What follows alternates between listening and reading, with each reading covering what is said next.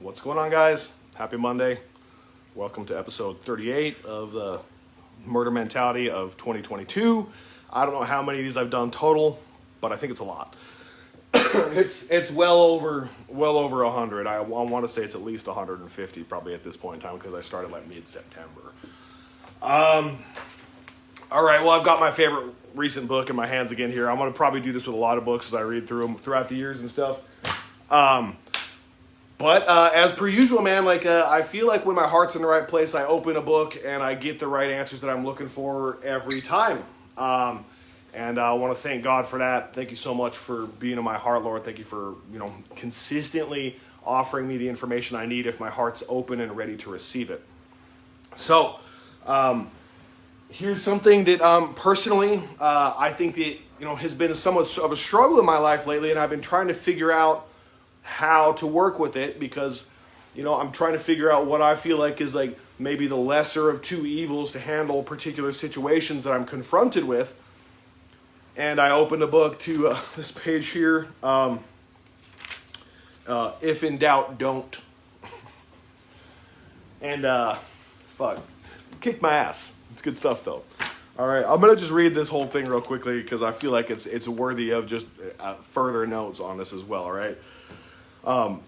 One day a hunter comes across a bear in the woods, and the bear says to the hunter, "I want a full stomach."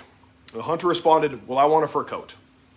"Let's compromise," suggested the bear, and then ate the man, and as a result, they both got what they wanted. The bear walked away with a full stomach, and the man went away wrapped in fur. The hunter learned the lesson of compromise, so when deciding the lesser of two evils, choose neither. In Deuteronomy 30:19, the Lord said to his people, "This day I call the heavens and the earth as witnesses against you that I have set before you life and death, blessings and curses. Now choose life so that you and your children may live. You and I have a choice. Every day we must choose between life and death.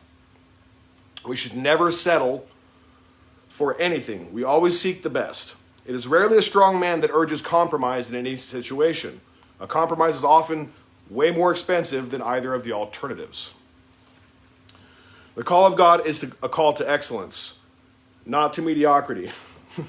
If anything is worth doing well, it's worth doing well. If you can't do it with excellence, don't bother. Someone once asked, if you don't have the time to do it right, when will you have the time to do it over? Well, I could definitely take it to heart that I need to slow down sometimes and take a much more measured approach at things I do. I love it. All right. When people allow compromise in one area, it always leaks and begins to affect other areas. It allows lies, deceit, and error to creep in and take over. I know people who have turned from the Lord completely. The troubles started with compromises. They began to give in a little to things, which soon became bigger things. It wasn't long before compromise began to infiltrate their personal lives, and eventually it overtook and overwhelmed them. In Proverbs 4, the writer warns us, "Ponder the path of your feet and let all of your ways be established. Do not turn to the right or to the left. Remove your foot from evil." Don't allow compromise to creep in and destroy. Goosebumps again. You can't say, "Well, I'll compromise in this one area and everything else will be okay." Once it has a foothold, compromise grows and spreads, and what you compromise, you lose. Be a person of integrity and guard your reputation and the reputation of Jesus Christ and his church. If the only way others can tell that you're a Christian is from the fish symbol that is on your business card, please do us all a favor and take it off. Take a stand right now, today, against compromise. All right, so that's a lot to unpack, but let's just talk about it, man, because, I spend so much fucking time thinking. I talk a lot for being as much of an introvert as I am. A lot of people would not think that I'm an introvert, but I really think that when it comes down to it, I am a massive, massive introvert when alone. When I'm alone, I love to sit and just think and explore ideas and then share them with people when I see them. It's something that I very much turn on and off. Because I'm just as comfortable being alone as I am being around people, but that's because I've learned to do that. Now, let's just talk about that a little bit. How, all of us hear how important compromise is. And I think that there's something to be said when it comes to family, people that we love, people that we're in relationships with, stuff like that, and learning what compromise looks like from a healthy perspective. But compromise from a healthy perspective means that both people benefit and that neither one of them necessarily get exactly what they want. But I think in this context, what people are talking about is like compromise from a totally different perspective. We're talking about when we like compromise our values, when we compromise our honesty, compromise our work ethic, compromise anything. And I've talked about this before. A person who lies once finds it easy to lie again. And the more you do it, you reinforce that behavior. Lacey talks about it in a way that I really liked, was where she calls it registering success. And I love that she says it like that, because like what's happening is that your brain, your soul, your subconscious is registering success and failure at everything it does consistently. All right? And if it's registering success at shitty behaviors and still getting results, well, you're going to reinforce those shitty behaviors whether or not you want to. And the thing is that your subconscious is actually doing the driving 90% of the time. Your conscious mind is rationalizing the decisions that your subconscious mind is making. But your subconscious mind acts on what the conscious mind feeds it. All right?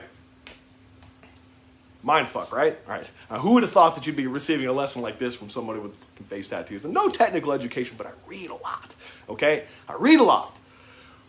And the thing about this here is that, like, you are programming yourself at all times.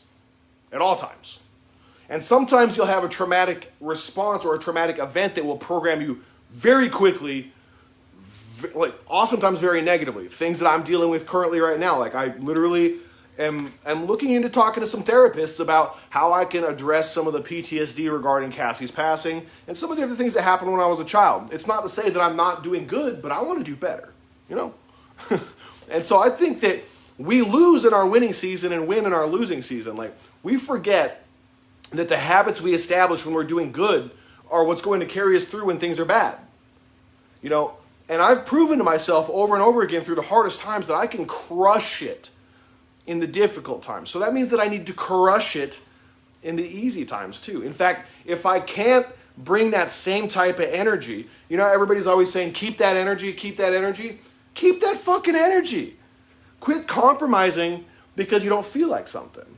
All right? Like, quit not doing something because it just doesn't sound fun. But when you're in a pinch, you'll fucking do it because you have to. Well, Inky Johnson said something that I really loved on the subject, and is like, if you're doing only what's required, who gives a fuck? It's required. Of course you're not going to shine. Of course you're not going to be outstanding. It ties directly into what we were talking about yesterday. And that was the act, the art, the skill of going the extra mile. Okay?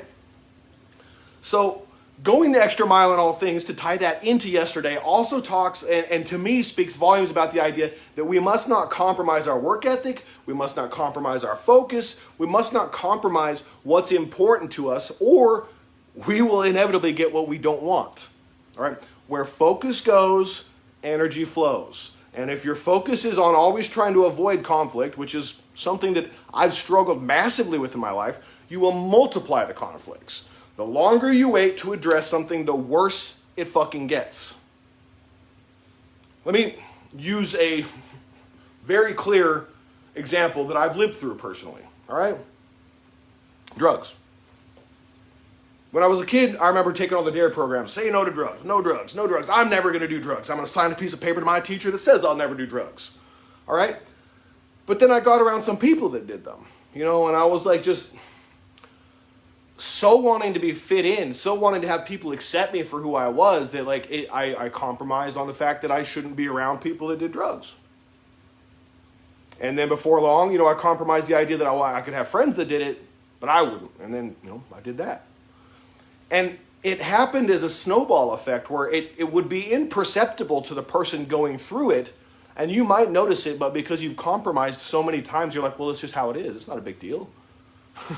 So it's hard to stop, because once you've compromised, it snowballs. And before you know it, you're living in a trap house smoking rock with other fucking heads that are fucking 50 years old, and you're fucking 16, 17 years old, and smoking crack with old crackheads that are telling you to get your shit together while they're smoking crack with you. And that's a very extreme example, but it's not so far-fetched.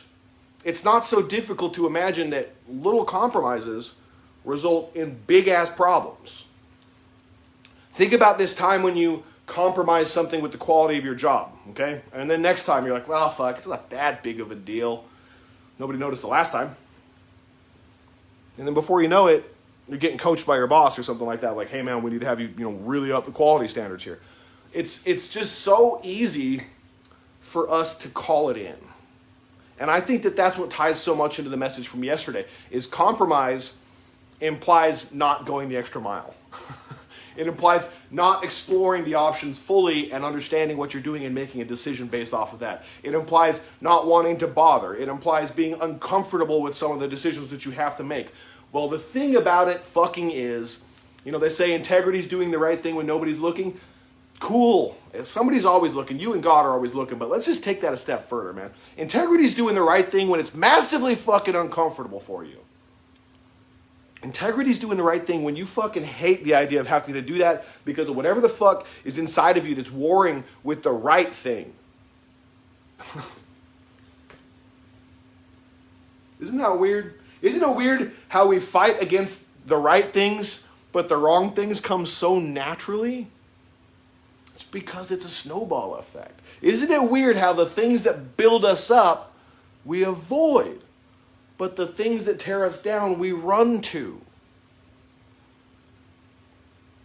Going the extra mile. Period. If it's something that makes you want to do it just because it sounds good, just because it'll make you feel good right then, just because it's convenient, just because it's whatever the fuck. If it's something that's easy and soft, it's probably not worth your fucking time. And I love what he says there because I have struggled with this a lot where I try to make slight and minor fucking adjustments to something that really needs to be grabbed a hold of and been like, and done. And that's like, if you don't have the time to do it fucking right, when are you going to have the time to do it over? And if you're like me, as much as I love running into that brick wall and headbutting it over and over again, I get really pissed about it really fucking quick. I get really frustrated really quick, and it starts to leak over into everything in my fucking life if it doesn't get addressed. And then before I know it, I'm walking around with a fucking man period, 24/7, irritated at everything, fucking emotional, angry, not wanting to do shit, being demotivated, fucking depressed, all this shit, just because there was one uncomfortable decision that needed to be made and stuck to in an uncompromising, persistent, and consistent fashion. And because I didn't do that one thing, everything else is out the fucking window. It literally says it right there. Like, it creeps the fuck in. It's like a vine. It gets whole and it starts rotting the shit that's underneath it, destroying the foundation. You need to rip compromise in that aspect out of your fucking life. Never choose the lesser of two evils. Just don't choose and go do something else. You really do have so much options in modern life. There's just endless options. Like, whenever we say the words like, oh, I had to choose the lesser of two evils, rarely is that a requirement that we had to make that choice. And sometimes what we're really doing is we're overusing a phrase when it was we had to choose what we wanted versus what we needed. We had to choose one uncomfortable thing that we knew was bad as fuck versus another uncomfortable thing, which is maybe more uncomfortable but the right thing to fucking do. I don't really ever believe that God puts us in a situation where we have to choose evil or evil. I think we're always put in a decision or a situation where we have to choose good or evil. And oftentimes, good doesn't feel great. It doesn't feel comfortable. Comfort doesn't make you grow. And I will say it again. I don't believe that there's any real, situation ever where you're going to be put down where you have to choose the lesser of two evils. I agree with you somewhat there, Donnie. Like, the only elections do we choose the lesser of two evils. But even then, I feel like what if we all were to collectively do and stop compromising on this bullshit system and demand some type of a change, there is a third option. But most people are too concerned with actually choosing the lesser of two evils and just trying to find whatever way is the most comfortable. because it's very difficult and scary to band together and try to influence massive change. Everybody wants to hate on the people that are doing that. Not to mention, too, that you might not get it. But hey, if there's any time to start, man, let's start now. I'm on board. Let's do it, dog. But I want you to find something in your life that you're compromising and it's pissing you the fuck off. Because that's what it is. I mean, guaranteed, if there's that one itching, angry, frustrating thing that happens all the fucking time and you don't know how to handle it, that's the thing you're compromising in. That's how it works for me. And I think that we're a lot more alike than we want to admit. And find out one thing and really look at it and be like, what the fuck have I been avoiding doing because it's not fun or comfortable to do? And then just grab the fuck a hold of it and do it. I did this morning. I feel way better about it. It's weird. It's fucking weird. I feel like a whole ass new man because of it. Even though the decision I made was comfortable. But I know, and this is exactly why we have this love affair with warrior cultures in our society, because we don't have shit anymore that makes us feel that type of fucking manliness, that type of, just humanity with having to make decisions that are hard as fuck and just live with the fucking results. It's too easy for us to take something back. And so, just like I read in another chapter, let's spend more fucking time making decisions that we can't take back and less time trying to hem and haw and compromise on decisions that are fucking weak shit. God is never going to call you to do something that's not difficult and doesn't require faith. Otherwise, it's not of God. It's just somebody trying to make you feel better, and I guess we know who the fuck that is, all right? Big love, guys. I'll see you tomorrow. Have a good one.